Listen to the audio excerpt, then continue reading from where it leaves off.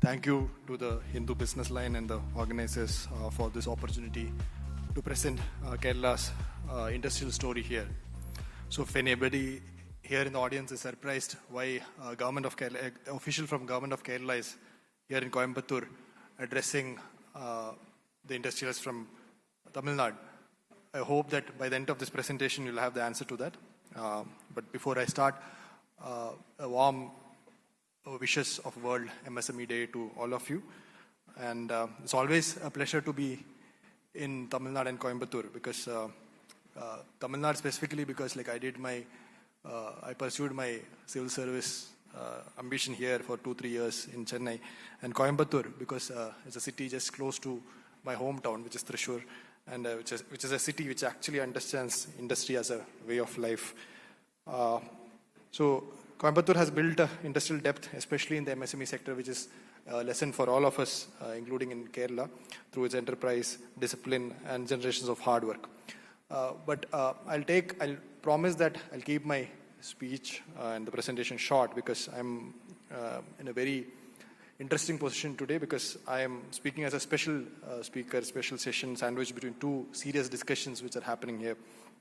And also after that, there's a dinner waiting. So I know addressing a possibly hungry business leader group is always a high pressure situation. And we also have a very senior bureaucrat, Mr. Venkatesh IAS sir, who is Secretary to Handloom and Textiles in Government of Tamil Nadu. So the pressure is even higher. I'll just keep this very simple proposition in front of you, which is that for Tamil Nadu MSMEs which are looking forward for the next chapter of growth, Kerala is not a distant option. Kerala is a natural gateway in the western frontier, and in the previous sessions you have just discussed finance, cost pressures, etc. in the uncertainty of the global trade situation which is there. So, and the next session will look at the clean mobility and future opportunities for the MSMEs. So my submission here is that Kerala sits exactly at that intersection with growth, logistics, talent and sustainability and the future-facing industry which is there in Kerala. And for MSMEs in Coimbatore, Tirupur, Erode, Salem and wider Tamil Nadu, the industrial belt, that opportunity just begins at the Palakkad Gap. So our team of 5 officials from Kerala are here. Let me begin with this line. Our team didn't cross a border to be here. In fact, I took the Vande Bharat which, from my hometown of Thrissur, which just lasted for 2 hours.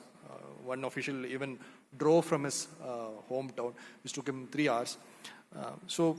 And this connection has existed for more than 2,000 years. The Palakkad Gap, which connects Kerala and Tamil Nadu, has been there for the past history, and like it's a 40-kilometer wide gap, which is the largest break in Western Ghats. And it is just Palakkad and Coimbatore are just 50 kilometers apart. Somebody was like late to here, so they would appreciate, like in Bangalore traffic or in Coimbatore traffic, it is just one office commute hour away. Like I took lesser time to reach here than I would reach my state capital. So there's already an existing industrial corridor, and Palakkad is the Coimbatore's natural gateway, as I mentioned earlier. So as I mentioned earlier, this is older than any policy. It's not created by a government official like me. And through this corridor, goods have always moved, people have moved, and capital also have moved. Agriculture produce, engineering inputs, workers, entrepreneurs, and finished products have both moved in both ways. And although the border exists on the map, the economy has always worked as one corridor. The industry has worked as a one corridor. Now, this is two ecosystems, one ecosystem in 2 states, and that is why we do not see this as a competition between the states which border us. This is what we see it as a Tamil Nadu plus Kerala model, or Tamil Nadu with, along with the other southern states as a model for the rest of India. And for example, like cities in Tamil Nadu, including Coimbatore, brings the manufacturing depth in the engineering and foundries and MSME strength to us. And Kerala adds that gateway starts from Palakkad with its deep water ports in Kochi and Vizhinjam, and the skill talent which was mentioned earlier in the sessions, and the quality of life and utilities which comes with it. So this is a partnership and not a competition. For MSMEs, I think, and I believe that this is a very important thing to have. So, as mentioned earlier, the growth today is not about producing more or producing cheaper. It is about having the logistics, the talent, and managing the uncertainty in the international markets. So that is where Kerala can add value. So, although I mentioned Palakkad as a gateway, Palakkad is just a gateway. We have rest of Kerala, which offer the same or the similar advantages across its 14 districts. We offer educated people, the connectivity, digital services, and the quality of life. For investors who might be here, that just means one thing. Wherever you invest in Kerala, you start with the Kerala advantage. And the clearest place to see this today is across the Palakkad Gap, which is in the Palakkad district. So, I'll start with this introduction to the industrial city which is being set up in Palakkad. It's part of the Kochi-Bangalore Industrial Corridor. The corridor extends from Chennai, Bangalore.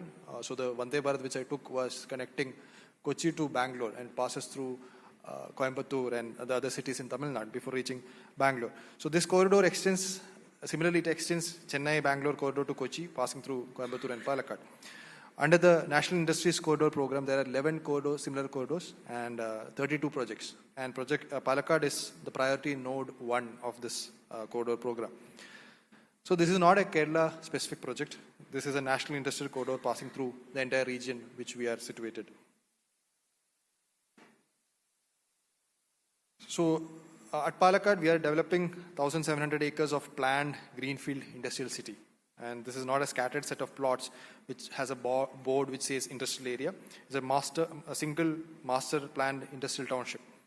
The project involves around 3,800 crores of capital investment, and it is expected to unlock 8,700 crores of investment potential. So, and this is historically Kerala's first integrated industrial city. And for Tamil Nadu MSMEs, who are represented by you and our friends here, the MSMEs which are looking for expansion, this is not an abstract pitch which we are making from the Kerala government side. This is a very specific investment opportunity. So now, why Palakkad? Probably you would appreciate this equally as me because you are as close as it can be to Palakkad from Coimbatore. So there are some advantages which cannot be manufactured even by the greatest of the manufacturing units. So, for example, we are situated, the industrial city is situated in the NH 544, the Salem-Kochi highway, and it is a 60-meter direct link road with the highway. And it has a dedicated rail overbridge which crosses across it. Institutions like IIT Palakkad, along with other PSUs like BML, FCRI, ITI, and Malabar Cements are located nearby. There is also access to natural gas pipeline of the GAIL, and along with the power and water supply is also existing. In short, Palakkad has land, connectivity, talent, and utilities in one place. So that is why the corridor is being extended to Palakkad and to Kochi. Now, this is the first in country because this is already moving. This project is already moving. This first of the 11 industrial corridors which I mentioned earlier. And Palakkad is the first to break ground in India. SPV has been formed and the nodal agency has been assigned and the construction contract has been awarded already. So this is not like a coming soon poster for any blockbuster movie which is there. This is already building across the state border.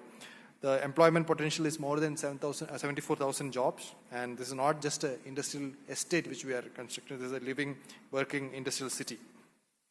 And for MSMEs, as you would appreciate, the plug-and-play model is what works, because MSMEs cannot afford to spend years creating roads, power lines, water lines, drainage, and approvals before they start production. So at this industrial city, the investors will get service plots, sector-based zoning, reliable power and water, and other services like drainage, sewerage, and substations, and the communication and technology infrastructure. So investors here are not being requested or being asked to build an ecosystem from scratch. We are requesting to see the ecosystem which is being created upfront. The industrial city has 8 priority sectors, including textiles and apparel, pharma, food and beverages, rubber and plastics, non-metallic minerals, fabricated metal, machinery and equipment, high-tech and electronics. So all these sectors, I believe, speak directly to the strength of cities and towns in Tamil Nadu where MSMEs exist, including Coimbatore, Tirupur, Erode and Salem. So naturally, Tamil Nadu investors can be the first movers in the Palakkad city which is being set up. Now, let me take a step back and try to answer the question of why Kerala as a whole, because Tamil Nadu and Kerala are almost like brother states. So why see Kerala as an option? Kerala does not claim to be the cheapest solution always, and maybe some of you would appreciate that we are very honest people, sometimes way too honest, sometimes to maybe create hindrances also. But we do not compete on price. We are upfront about that. We are not competing on price. We are competing on permanence. So Mr. Ravichandran here had mentioned the importance of having resilience in our system, the framework which we have. So that is what Kerala offers. The permanence is what Kerala offers, and that is what we compete on. Kerala has the highest literacy base in India, as you are aware, and it has a high HDI index. And we are mostly focused on a knowledge-led economy where already around 64% of our gross value of the state is from the services sector. So for modern enterprises, the stable talent which comes along with such a sector matters. The lower attrition rates matter. The quality of life matters. So in Kerala, we believe that is where the teams stay, the talent will stay, and would want to live there. So that is a long-term advantage which we are pitching for the investors who would be interested to come over. And this, like I mentioned earlier, all the districts across Kerala offer the similar advantages which are there. There is not much variation across the districts of Kerala, including the connectivity and the quality of life which is there. And this is built to operate from day one. Kerala is built to operate on day one, as in like we have the maximum, I believe UP has 5, but we have 4 international airports, which is the maximum in any Indian state. We also have the Kochi port and the Vijayan port, which was mentioned earlier, the national highways which connect the north to south and the east to west, and the railway connectivity similarly, the inland waterways which connect even the remotest of locations. The statewide digital connectivity is the backbone of the modern technologies which exist. So for an investor, you're not entering an unknown remote market. This is entirely a connected operating ecosystem which you can just come in and start your operations in. So Vijayan is our, for the exporters, is the biggest game changer which is there, those who export across the world. It is India's first deep water semi-automated transshipment port. It is around just 10 nautical miles from the east-west international shipping route. And it has a natural draft of around 20 meters, which means it can handle the world's largest container vessels. For decades, Indian cargo has been dependent heavily on Colombo or Dubai for transshipment. Vijayan changes that equation. For exporters from Coimbatore, Tirupur, Erode and Salem, Vijayan is not just a Kerala asset. It's not our state-specific asset. It's South India's global shipping gateway. In a time when global logistics, like we discussed earlier in the situation of the global geopolitical uncertainty, are affecting MSMEs, this is not a luxury. The port access is not a luxury. This is a competitive advantage which we all should have and utilize. Now coming to the government's role in this, whom I represent, the state government of Kerala, the government has set the table and it has identified 22 priority sectors and 7 focus pillars. So the mega projects which are coming to Kerala would receive prioritized support through a high power committee of the Chief Secretary himself. Kerala has also been recognized in the Reform Action Plan of Government of India as a top achiever with 99% of reform implementation. We have a single window portal called KSWIFT, which is also a very effective mechanism for getting all the clearances in a single portal. So the message is very clear. The government and the bureaucracy has set the table to ensure that the serious investors would be facilitated and would be having all the advantages which is required. Now, coming to where the opportunity is, Kerala has both the traditional strengths as well as the sunrise opportunities. We have traditionally we are focused on the industries which come from our agriculture products like spices, plantation products, marine products, etc. Ayurveda and tourism and IT has been our strength. But we estimate that there is a untapped potential of around $6.7 billion which is there in our state. On the other side, we are also looking at high-tech industries like biotech, life sciences, aerospace, defense, electronics and semiconductors, electric vehicles, GCCs and renewable energy. And since the next session is on clean mobility, let me underline this. Kerala is very keen to work on investors in electronic vehicles, renewable energy and green manufacturing. Kerala has, so in conclusion, Kerala has its legacy strengths and new age opportunities.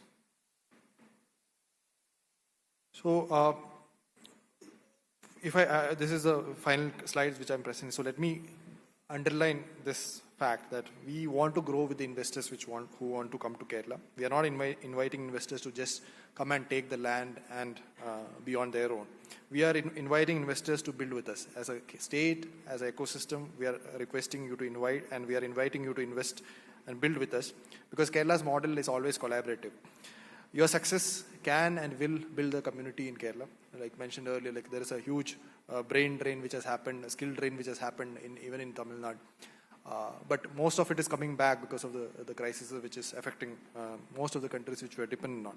So your success will build the community and the community strength in Kerala will build your businesses and sustain your businesses. So that is why we have chosen this theme of nature, people and industry and the growth that is responsible, inclusive and shared while presenting to investors in Tamil Nadu.